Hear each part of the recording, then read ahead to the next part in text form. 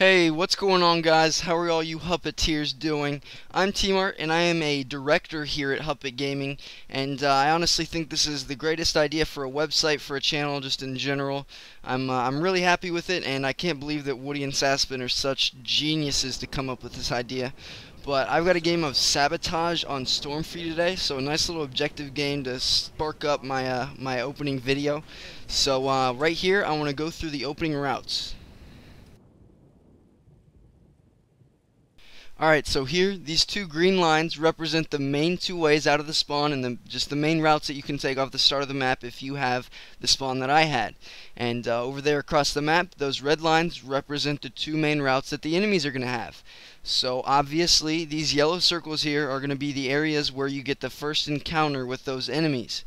And as we go through the video here, we're going to see that that first encounter does not work out too well for me. So here, as you can see, I was not paying attention to those yellow circles. I come around the corner and I am dropped like a rock. So now I gotta wait my nice little respawn, and as soon as I spawn, I'm gonna come back and try to get a revenge kill on him, because that's everyone's first instinct. And a nice, well-placed grenade is gonna kill him, but I'm also gonna get sprayed through the dumpster and die again. So there, I'm 1 and 2, but that is the last time I die in this match. Oops, sorry for the spoiler. But what we're doing right now is we are trying to push into their spawn and get this bomb planted. That's our whole goal as a team. We don't play the little 20-minute team death matches that a lot of people like to play. We go grab that bomb and we run it down the other team's throat. We get in their spawn, we plant the bomb, and that's the end of the game. I mean, usually our Sabotage games aren't over more than 2 or 3 minutes, but this one ended up being a little bit longer just because we ran into some difficulties, and overall, Storm can be a pretty tough Sabotage match to play. That's why I'm breaking it down for you today. But coming up right here, this is only teamwork you could dream of, and you can make it reality with Huppet Gaming. I don't know if you guys saw that, so I'm going to rewind it here, and we're going to see that here I am, standing on the bomb, and Durka, who's the bomb carrier, runs up next to me and he dies. But he hands that bomb off like a pro, just like a baton, and he just sets it right in my lap for me, so all I have to do is lay down and plant that bomb. So that's the type of team chemistry that you can only get from Huppet Gaming. But all jokes aside, guys, this is where we started to run into the troubles. So if we zoom out on the map here, we're going to see that here's the bomb, and there's no area on the map behind the bomb for the enemy team to spawn. And on most maps there is. For example, let's take Karachi.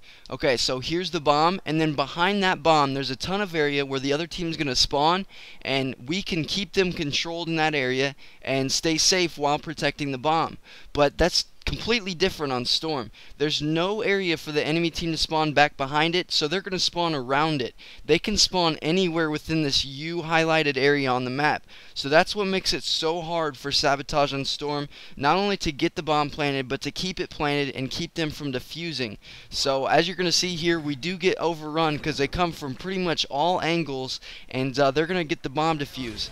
And so that's what you got to look out for. Just when you get that bomb planted first on Storm, you got to be careful. You've got to be watching your corners and try to find yourself a nice little camping spot, because there's not really much else you can do. Now in the game, we're doing kind of a little awkward dance with the enemy team, because we're going to be chasing them around, trying to grab that bomb and take it back to their base. So during this time, I just want to talk about the Sabotage mentality. Now, a lot of people like to treat Sabotage like it's a 20-minute team deathmatch, and that's not what the game type is meant for. The game type was built for more of a run and gun, you know, quick game, up each other's throats, and it doesn't necessarily have to be like a quick time game, but a quick paced game, like always going at each other, always going for each other's throat, always going to plant that bomb, always getting clutch defuses. And when you have Sabotage game plays like that, it's a lot more fun than camping back and playing a 20-minute team deathmatch.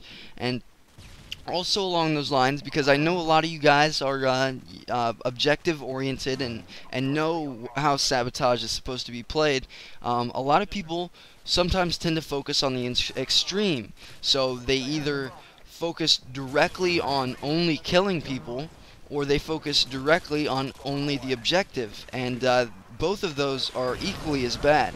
because the person that's focused on only killing people is only killing people. He's not going for the objective, but the person that's only going for the objective is usually not going to do a very good job with that objective if he's not killing people. It's pretty much impossible to plant a bomb and keep it planted if you don't kill people. And in fact, it is impossible if you don't kill people. You've got to kill people, put them on that 7-second respawn, and then it's going to make it 10 times easier for you to plant that bomb and then keep it planted. I mean, if you kill the entire team, get the bomb planted, and then kill the entire team 2 more times, the game's over. Then you don't have to worry about anything. And that's just, you got to make sure that you have a good balance with that. Make sure that you aren't only going for kills, but at the same time, make sure that you're getting enough kills to where it makes sense and it can help you with the objective. But coming up here, I'm going to get my AC-130, and I'm not going to put you guys through that torture because I'm about the worst AC-130 pilot on the planet.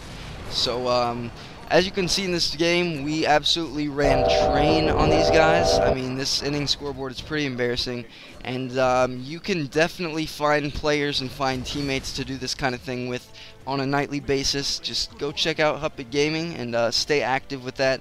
Share your gamer tag, get on the forums, everything like that. So thanks for watching, guys. I really appreciate it, and I'll be looking for some more content coming from me in the very near future on this channel. So thanks, guys. See you later.